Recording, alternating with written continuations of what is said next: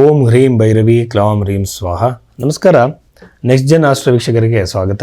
ಈ ದಿನ ನಾವು ಆ ವಾರ ಫಲದಲ್ಲಿ 17ನೇ ತಾರೀಕು ನವೆಂಬರ್ನಿಂದ 23ನೇ ತಾರೀಕುವರೆಗೂ ನೋಡೋಣ.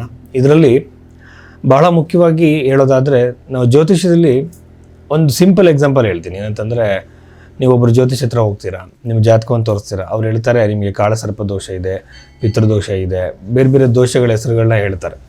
ಈ ಕಾಳಸರ್ಪ ದೋಷದ ಬಗ್ಗೆ ಹೇಳಿ ಒಂದು ಪರಿಹಾರನೇ ಹೇಳ್ತಾರೆ. ಆದರೆ ಕಾಳಸರ್ಪ ದೋಷ ಅನ್ನೋದು ಜ್ಯೋತಿಷದಲ್ಲಿ ಇದೆಯಾ? ಯಾವ ಗ್ರಂಥದಲ್ಲೂ ಇಲ್ಲ. ನೀವು ಬೃಹತ್ ಪರಾಶರ ವರಶಾಸ್ತ್ರ ಗ್ರಂಥವನ್ನು ನೋಡಿ, ಅಥವಾ ನೀವು ಬೃಹತ್ ಜಾತಕವನ್ನು ನೋಡಿ, ಅಥವಾ ಸಾರಾವಳಿಯನ್ನು ನೋಡಿ, ಯಾವುದೇ ಗ್ರಂಥವನ್ನು ನೋಡಿದ್ರೆ ಎಲ್ಲೂ ಕೂಡ ಇದ್ರ ಉಲ್ಲೇಖನೇ ಇಲ್ಲ. ಮತ್ತು ಹೇಗಿದು ಬಂದಿದೆ ಅಂತಂದರೆ, ಇದು ಕೇವಲ ಒಂದು ತಪ್ಪು ಕಲ್ಪನೆ ಮತ್ತು ಸಂಪಾದನೆ ಒಂದು ದಾರಿ ಕೂಡ ಆಗಿರುವಂಥದ್ದು. ಹಾಗಾಗಿ ನಿಜವಾದ ಜ್ಯೋತಿಷ್ಯದಲ್ಲಿ ಪರಿಹಾರಗಳಿಗೆ ಬಂದರೆ ಅಲ್ಲೂ ಕೂಡ ನಮಗೆ ದೊಡ್ಡ ದೊಡ್ಡ ಪೂಜೆಗಳು, GeM stones, numerology, tarot card, ಆಮೇಲೆ ಇನ್ನು ಕೆಲವು ವಾಸ್ತುಕ್ಕೆ ಸಂಬಂಧಪಟ್ಟಂಥ ನೆಗೆಟಿವು ಏನೇನು ಹೇಳ್ತಾ ಇದ್ದಾರೆ, ಇದು ಯಾವುದು ಕೂಡ ಇಲ್ಲ. ಪರಾಶರ ಮಹರ್ಷಿ ಹೇಳುವಂಥದ್ದು ದಾನ, ಮಂತ್ರಜಪ ಮತ್ತು ಈ ಥರ ಭಾಳ ಸಿಂಪಲ್ ಆಗಿರೋ ಪರಿಹಾರಗಳಿದೆ. ದಾನಗಳಲ್ಲಿ ಸಿಂಪಲ್ ದಾನಗಳು, ಹಾಗೆ ಮಂತ್ರಜಪಗಳು ಆ ಒಂದು ದಶಾ ಪೀರಿಯಡ್ ನಡೀತಿರುವಂಥ ಗ್ರಹಗಳಿಗೆ ಸಂಬಂಧಪಟ್ಟಂತಹ ಒಂದು ಪರಿಹಾರಗಳು. ಅದು ಬಿಟ್ಟು ಇಲ್ಲೇನಾಗ್ತಿದೆ ಅಂತಂದರೆ ತುಂಬ ಕಾಸ್ಟ್ಲಿ ಪೂಜೆಗಳನ್ನ ಸಜೆಸ್ಟ್ ಮಾಡ್ತಾರೆ. ಅದು ಯಾವುದೂ ಜ್ಯೋತಿಷದಲ್ಲಿ ಇಲ್ಲ. ಮತ್ತು ಎರಡನೇದಾಗಿ, ಜ್ಯೋತಿಷರು ನಮ್ಮ ಹಣೆ ಬರವನ್ನೇ ಚೇಂಜ್ ಮಾಡ್ತಾರೆ ಅನ್ನುವಂಥ ಭಾವನೆ ಇಟ್ಕೊಂಡ್ರೆ ಬಹಳ ತಪ್ಪು. ಯಾಕೆಂದರೆ ಕರ್ಮದ ಅನುಸಾರವಾಗಿ, ಪ್ರಾರಬ್ಧ ಕರ್ಮ, ಕ್ರಿಯಾಮಾನ ಕರ್ಮ, ಸಂಚಿತ ಕರ್ಮಕ್ಕೆ ಅನುಸಾರವಾಗಿ ನಮ್ಮ ಜೀವನದಲ್ಲಿ ಹಲವಾರು ಘಟನೆಗಳು ಪೂರ್ವ ನಿರ್ಧರಿತವಾಗಿರುತ್ತೆ. ಆ ಘಟನೆಗಳನ್ನು 100% ಬದಲಾವಣೆ ಮಾಡೋಕ್ಕಾಗಲ್ಲ. ಬಟ್ ನಾವು ಪ್ರೊಟೆಕ್ಷನಿಗಾಗಿ, ಈಗ ಮಳೆನ ನಿಲ್ಸೋಕ್ಕಾಗಲ್ಲ, ನಾವು ಹೇಗೆ ಛತ್ರಿನ ಉಪಯೋಗಿಸ್ತೀವೋ ಹಾಗೆ ಆ ದೃಷ್ಟಿಯಲ್ಲಿ ನೋಡಿದಾಗ ಸ್ವಲ್ಪ ನ್ಯೂಟ್ರಲ್ ಮಾಡ್ಬೋದು. ನೆಗೆಟಿವ್ ಇದನ್ನು ಬಿಟ್ಟರೆ 100% ನಮ್ಮ ಹಣೆ ಬರವನ್ನು ಯಾರೂ ಬದಲಾವಣೆ ಮಾಡೋಕ್ಕಾಗಲ್ಲ. ಜ್ಯೋತಿಷ್ಯದ ಮುಖ್ಯ ಗುರಿ ನಾವು ಸತ್ಯವನ್ನು ಅಕ್ಸೆಪ್ಟ್ ಮಾಡ್ಕೊಳ್ಳೋದು. ಧನುಸ್ಸು ರಾಶಿಯಲ್ಲಿ ಹುಟ್ಟಿದಂಥವ್ರಿಗೆ ವಾರ ಫಲಿತವನ್ನು ನಾವು ನೋಡೋದಾದರೆ, ಗುರುಗ್ರಹದ ರಾಶಿ, ಬಟ್ ಅಷ್ಟಮದಲ್ಲಿ ಗುರುಗ್ರಹ.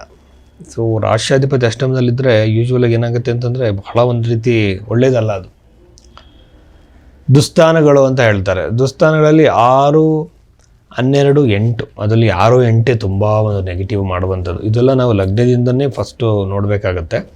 ಇಲ್ಲಿ ನಾನು ಹೇಳೋದಾದರೆ ಆರೋಗ್ಯದಲ್ಲಿ ಸಮಸ್ಯೆಗಳು ಬರುತ್ತೆ. ಯೂಶ್ವಲಾಗಿ ಧನುರ್ ರಾಶಿಯವರಿಗೆ ನಾನು ನೋಡಿದಂಗೆ ಗುರುವಿನ ದೃಷ್ಟಿ ರಾಶಿ ಮೇಲೆ ಇದ್ದರೆ ಯೂಶ್ವಲಿ ಡಯಾಬಿಟಿಸು, ಹೊಟ್ಟೆಗೆ ಸಂಬಂಧಪಟ್ಟದ ಇಶ್ಯೂಸ್ಗಳು ಜಾಸ್ತಿ ಬರುತ್ತೆ. ಇವಾಗೆಲ್ಲ ನೀವು ನೋಡ್ತಾ ಇರ್ಬೋದು, ಫ್ಯಾಟಿ ಲಿವರ್ ಅಂತ ಒಂದು ಸಮಸ್ಯೆ ಸ್ಟಾರ್ಟ್ ಆಗಿದೆ. ಅದು ಕೂಡ ಹೊಟ್ಟೆಗೆ ಸಂಬಂಧಪಟ್ಟ ಒಂದು ಫ್ಯಾಟ್ ರಿಲೇಟೆಡ್ ತುಂಬ ಅಶಿಸ್ತಿನ ಆಹಾರದ ಪದ್ಧತಿ ಇದ್ದರೆ ಹಂಗಾಗತ್ತೆ. ಗಮನ ಕೊಡಿ ಅದ್ರ ಕಡೆ. ಎಕ್ಸಸೈಸ್ ಮಾಡುವಂಥದ್ದು, ಫಿಸಿಕಲ್ ಆ್ಯಕ್ಟಿವಿಟೀಸ್ ಮಾಡುವಂಥದ್ದು, ಇವಾಗೆಲ್ಲ ಇಂಟರ್ಮಿಟೆಂಟ್ ಫಾಸ್ಟಿಂಗ್ ಅಂತೆಲ್ಲ ಹೇಳಿ ಇದೆ. ಅದನ್ನೆಲ್ಲ ನೀವು ಫಾಲೋ ಮಾಡ್ಬೋದು. ಬಹಳ ಬೇಗ ಆರೋಗ್ಯದಲ್ಲಿ ಸುಧಾರಣೆ ಕಾಣುತ್ತೆ ಅದರಲ್ಲಿ. ಎರಡನೇದಾಗಿ ಬಂದು 3ನೇ ಮೇಲೆ ರಾಹು ಇರುವಂಥದ್ದು ಅನವಶ್ಯಕ ಸಂಚಾರಗಳು, ಓಡಾಟಗಳು ನಿಮಗೆ ಲಾಸ್ಗೆ ಗುರಿಪಡಿಸುತ್ತೆ. ಯಂಗರ್ ಸಿಬ್ಲಿಂಗ್ಸ್ ಜೊತೆ ನಿಮಗೆ ಕಿರಿಕಿರಿಗಳಾಗುತ್ತೆ.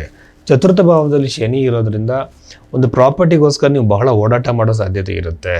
ಹಣಕಾಸಿನ ಅಭಿವೃದ್ಧಿ ಇರುತ್ತೆ, ಬಹಳ ಕಡಿಮೆ ಅಂತ ಹೇಳ್ಬೋದು. ಹೊಸ ಇನ್ವೆಸ್ಟ್ಮೆಂಟ್ಗಳನ್ನು ಮಾಡಬೇಡಿ.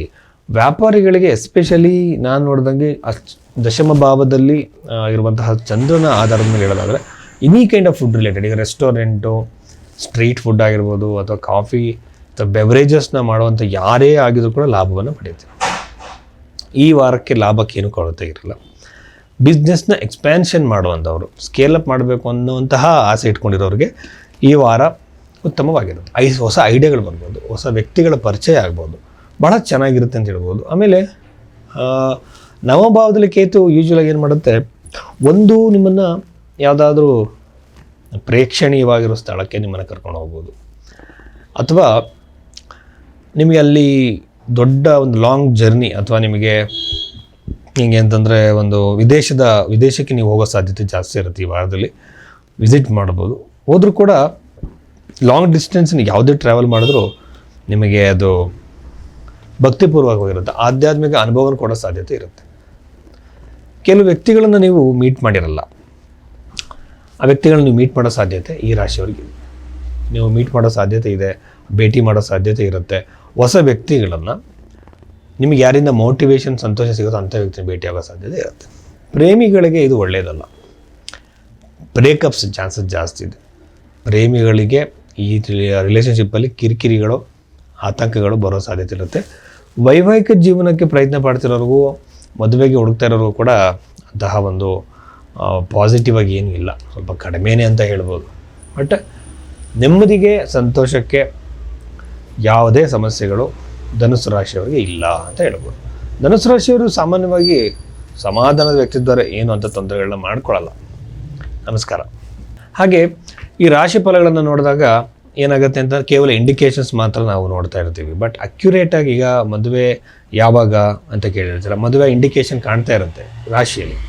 ಬಟ್ ಇಂಡಿವಿಜುವಲ್ ಹಾರೋಸ್ಕೋಪ್ನ ನೋಡಬೇಕು. ಇಂಡಿವಿಜುವಲ್ ಹಾರೋಸ್ಕೋಪ್ನ ನೋಡಬೇಕಾದ್ರೆ ನಿಮ್ಮ ಬರ್ತ್ ಟೈಮ್ ಅದೇನಾ ಅಲ್ವಾ ಅಂತ ಫಸ್ಟು ಕನ್ಫರ್ಮ್ ಮಾಡ್ಕೋಬೇಕು. ಸ್ವಲ್ಪ ಟೈಮ್ ಚೇಂಜ್ ಆದರೆ ಲಗ್ನ ಚೇಂಜ್ ಆಗುತ್ತೆ, ನಾವು ಹೇಳಿದ್ದು ಸುಳ್ಳಾಗ್ಬಿಡುತ್ತೆ. ಒಂದು ಲಗ್ನ ಸರಿ ಮಾಡಬೇಕು. ಸರಿಯಾಗಿರೋ ಜ್ಯೋತಿಷಿ ಲಗ್ನವನ್ನು ಸರಿ ಮಾಡ್ತಾನೆ. ಲಗ್ನವನ್ನು ಸರಿ ಮಾಡಬೇಕು ಅಂದರೆ ನಿಮ್ಮ ಜೀವನದಲ್ಲಿ ನಡೆದಿರೋ ಬೇರೆ ಘಟನೆಗಳನ್ನ ಮ್ಯಾಚ್ ಮಾಡಬೇಕು. ಎರಡನೇದು ಬಂದು ಡಿವಿಷನಲ್ ಚಾರ್ಟ್ಸ್ನ ಯೂಸ್ ಮಾಡ್ತಾನೆ. ಈಗ ಮದುವೆಗೆ ಮುಖ್ಯವಾಗಿ ನವಾಂಶವನ್ನು ನೋಡಬೇಕು, ಅದನ್ನು ಕೂಡ ಗಮನಿಸಬೇಕಾಗುತ್ತೆ. ಮೂರನೇದಾಗಿ ನಾವೇನು ಮಾಡ್ತೀವಿ, ಹಸ್ತರೇಖೆಗಳನ್ನು ಕೂಡ ನಾವು ಗಮನಿಸ್ತೀವಿ. ಆಮೇಲೆ ಪ್ರಶ್ನೆಶಾಸ್ತ್ರವನ್ನು ನೋಡ್ತೀವಿ, ನಾಡಿ ಜ್ಯೋತಿಷವನ್ನು ಅಪ್ಲೈ ಮಾಡ್ತೀವಿ.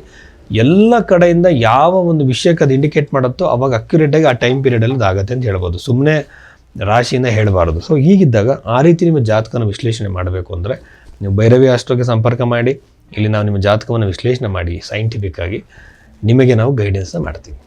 ಬಟ್ ಇಲ್ಲಿ ನಿಮಗೆ ಮ್ಯಾಜಿಕಲ್ ರೆಮಿಡೀಸ್ ಯಾವುದೂ ಇರಲ್ಲ. ಇಲ್ಲಿ ಭಾಳ ಸಿಂಪಲ್ ಆಗಿರುವಂಥ ರೆಮಿಡೀಸ್ ಶ್ರದ್ಧೆ ಇಟ್ಟು ಮಾಡೋವ್ರಿಗೆ ಮಾತ್ರ ನಾವು ರೆಮಿಡೀಸ್ನ ಕೊಡ್ತೀವಿ. ನಮಸ್ಕಾರ.